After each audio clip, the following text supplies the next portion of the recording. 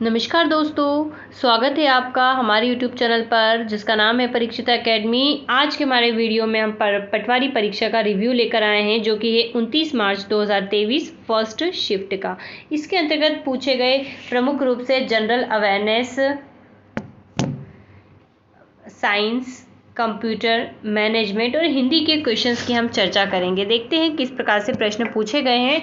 तो चलिए हम बढ़ते हैं, बिना टाइम वेस्ट करे बात करते हैं आज के हमारे पहले प्रश्न के बारे में।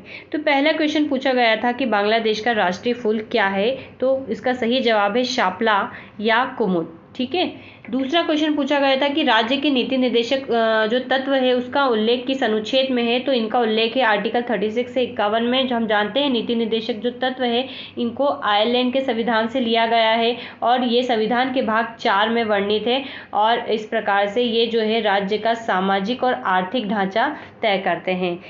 ठीक है, तो ये हमें जो है ध्यान रखना है। अब हम चलते हैं अगले प्रश्न की ओर। रणजी ट्रॉफी 2021-22 में मध्य प्रदेश ने किसे हराया। तो रणजी ट्रॉफी के ऊपर क्वेश्चंस पूछा गया। पहली बार इसमें मध्य प्रदेश जीता है और इसने जो है मुंबई को हराया है।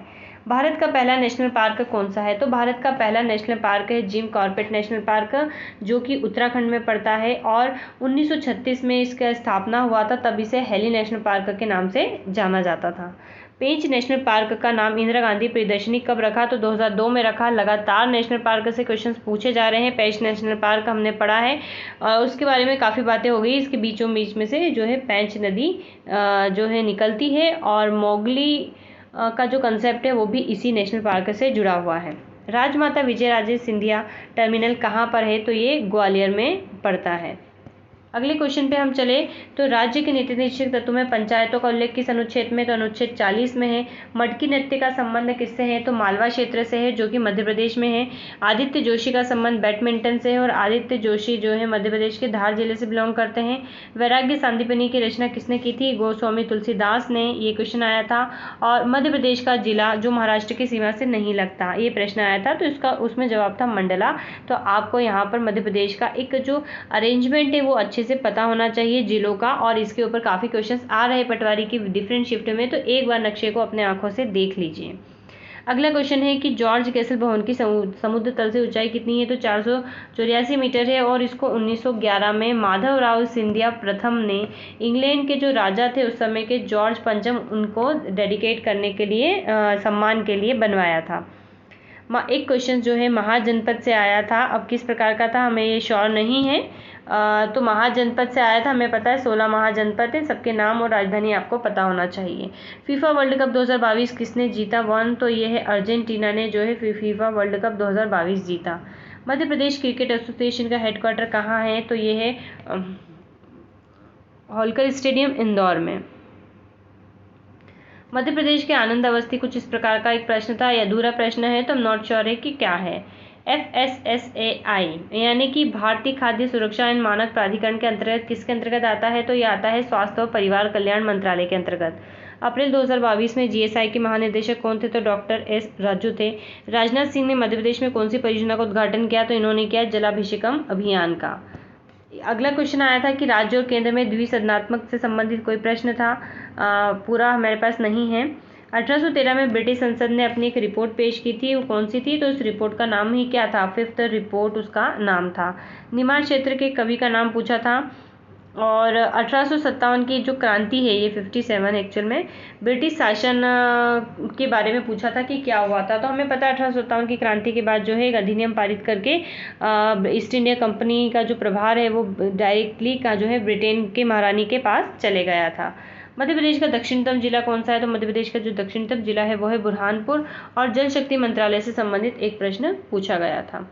कार्बन, अब हम आ जाते हैं साइंस की बात करते हैं। तो साइंस की बात करें तो कार्बन की वैलेंसी पूछी गई है जो कि 4 होती है। परमाणु के नाभिक में प्रोटॉन कितने हैं। कोई एक एलिमेंट दे रखा था और पूछा था कि इसके नाभिक में कितने प्रोटॉन हैं। तो हमें पता है किसी भी एलिमेंट का जितना उसका एटॉमिक नंबर होता है उसमें प्रोटॉनों की संख्या जो होती है उतनी ही होती है। तो उससे अंदाजा लगा सकते हैं। तो डिपेंड करता है कि कौन सा तत्व दे रखा था। तंत्रिका कोशिका में विटामिन करके कुछ क्वेश्चन था, तो इसका आंसर है विटामिन B12। विटामिन B12 बीमारी से संबंधित था। वेग का सूत्र पूछा गया था जो कि होता है विस्थापन बटा समय।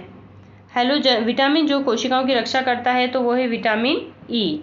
हैलोजन वर्ग में ऊपर से नीचे आने पर क्या होता है, मतलब जो हैलोजन है हमें पता है फ्लोरीन, क्लोरीन, ब्रोमीन, आयोडीन, एस्टेटीन वाला जो ग्रुप है ये हैलोजन वर्ग कहलाता है। जब इसमें ऊपर से नीचे आते हैं तो किसी भी वर्ग में जब ऊपर से नीचे आया जाता है तो परमाणु का आकार बढ़ता है। ठीक है, तो ये ध्यान रखना, इसका आकार ऐसा है तो इस प्रकार से बढ़ता जाता है। तंत्रिका तंत्र को ऊर्जा कौन देता है, क्वेश्चन आया था। कार्बन में सबसे ज़्यादा ग्रुप कौन क्यों बनाता है, क्योंकि कार्बन की वैलेंसी 4 होती है, इसके कारण ये सभी से ग्रुप बनाता है, कोवैलेंट बॉन्ड बनाता है इसलिए।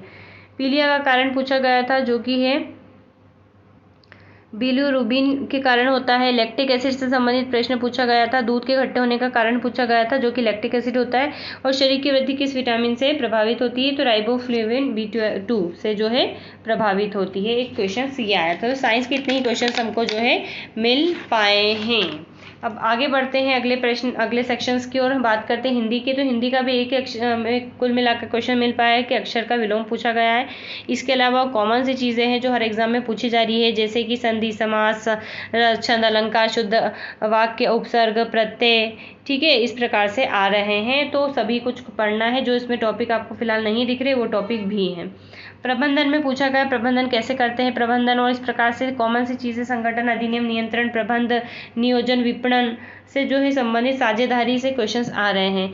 तो ठीक है, तो दोस्तों इतनी ही बातें थी मैनेजमेंट में। इंग्लिश में भी वही बेसिक। कंप्यूटर कि अगर हम बात करें तो कंप्यूटर में MS ऑफिस यानी कि MS एक्सेल, MS वर्ड से पूछा जा रहा है। इनपुट आउटपुट डिवाइस से पूछा जा रहा है। मेमोरी से पूछा जा रहा है। निम्न में से कौन सा सॉफ्टवेयर सिस्टम सॉफ्टवेयर नहीं है, इस प्रकार से एक प्रश्न आया था। तो नेटवर्क से आ रहा है, रेम रोम से आ रहा है। तो यहाँ पर भी लगभग सारे टॉपिक कवर हो रहे हैं। सो गाइस, आज के हमारे वीडियो में इतना ही, जिसमें हमने मुख्य रूप से कुछ टॉपिक की चर्चा की थी कम समय में, जिससे आपका समय बचे, रिव्यू में ज़्यादा टाइम ना लगाए। So have a nice day, thanks for watching.